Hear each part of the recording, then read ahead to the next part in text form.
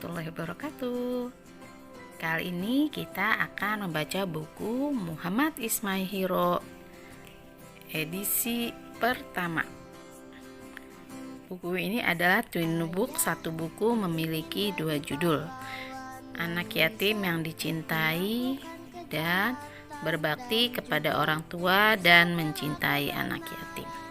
Oke, kita baca bersama-sama ya. Bismillahirrahmanirrahim. Hari itu suasana kota Mekah tampak sibuk seperti biasa. Mekah adalah sebuah kota di Jazirah Arab. Allah Subhanahu wa Ta'ala memuliakannya dengan menempatkan Ka'bah di sana sebagai kiblat kaum muslim di seluruh dunia. Ka'bah dibangun oleh Nabi Ibrahim alaihissalam dan putranya Nabi Ismail alaihissalam. Ka'bah dibangun untuk dijadikan tempat ibadah. Suatu hari, Ka'bah pernah hendak dihancurkan oleh Raja Abraha, sang penguasa Yaman.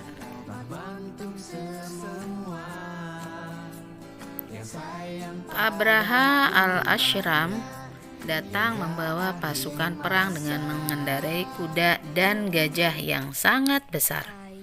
Allah Subhanahu wa Ta'ala menyelamatkan Ka'bah dengan mengutus burung ababil untuk menghancurkan pasukan Abraha. Masya Allah, sungguh Allah Subhanahu wa Ta'ala Maha berkuasa atas segala sesuatu. Seluruh masyarakat Mekah dan Jazirah Arab tidak akan pernah melupakan peristiwa itu. Hingga tahun itu terkenal dengan sebutan Tahun Gajah. Pada tahun itu pula Muhammad kecil dilahirkan di hari Senin yang diberkahi tanggal 12 Rabiul Awal.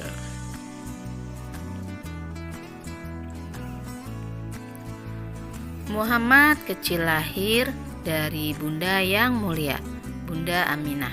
Semua bahagia saat Muhammad kecil lahir. Demikian juga Abdul Muthalib sang kakek. Di manakah ayahnya?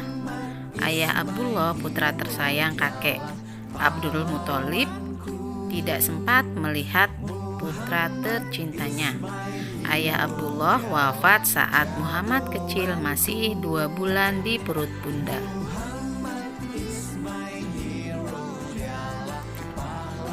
Kakek Abdul Muthalib adalah orang yang terpandang.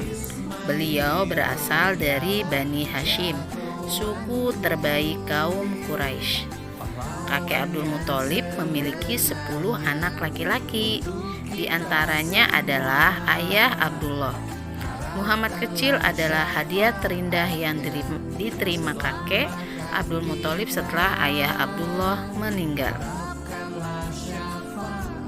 Nah, di sini perlu diketahui sumur Zam-Zam diciptakan Allah Subhanahu wa Ta'ala saat Nabi Ismail alaihissalam lahir. Ia pernah hilang tertimbun pasir. Ratusan tahun setelahnya, sumur Zam-Zam berhasil ditemukan kembali oleh kakek Abdul Muthalib.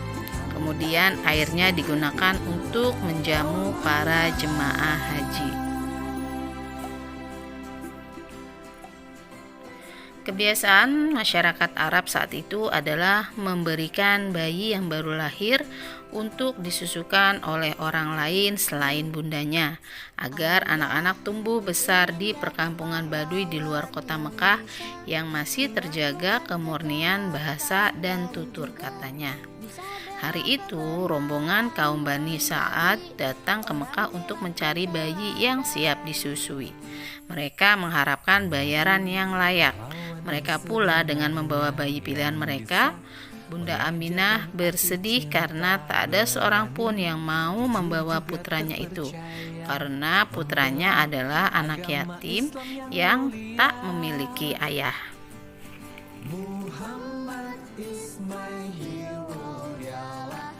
Rupanya ada satu keluarga yang belum membawa pulang seorang bayi. Mereka keluarga Bunda Halimah binti Abu Zu'aib. Duhai bunda, betapa malu saat kita pulang dan tak ada bayi yang kita bawa. mungkin tidak mengapa kita ambil bayi yatim tadi untuk kita rawat. Siapa tahu Allah Subhanahu wa Ta'ala memberikan berkah yang banyak untuk keluarga kita, kata suami Bunda Halimah Al-Haris bin Abdul Uzza. Demikianlah Bunda Halimah kemudian membawa pulang Muhammad kecil. Dengan penuh kasih sayang, dirawat dan disusuilah Muhammad oleh Bunda Halimah. Banyak keajaiban saat Muhammad kecil tinggal bersama Bunda Halimah. Tanaman di sekitar rumahnya tumbuh subur, padahal sebelumnya rusak karena kemarau panjang. Kambing mereka pun selalu penuh air susu. Seluruh keluarga Bunda Halimah bisa menikmatinya. Setelah 2 tahun, Bunda Halimah memohon kepada Bunda Aminah untuk diizinkan terus merawat Muhammad kecil. Bunda Aminah dan kakek Abdul Muthalib sedih karena harus berpisah lagi dengan Muhammad kecil. Namun mereka mengabulkan keinginan Bunda Halimah saat itu.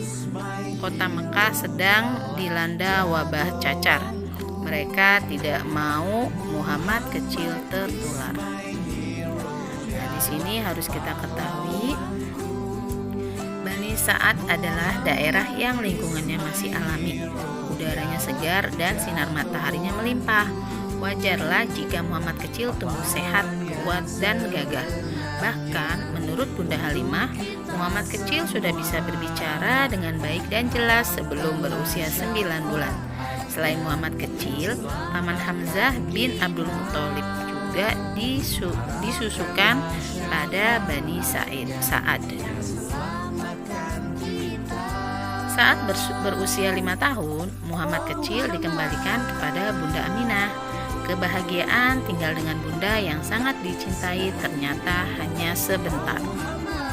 Bunda Aminah meninggal saat Muhammad kecil berusia 6 tahun. Saat itu mereka tengah dalam perjalanan pulang dari berziarah ke makam ayah Abdullah. Mereka ditemani oleh kakek Abdul Muthalib dan Ummu Aiman yang sehari-hari membantu keluarga Aminah.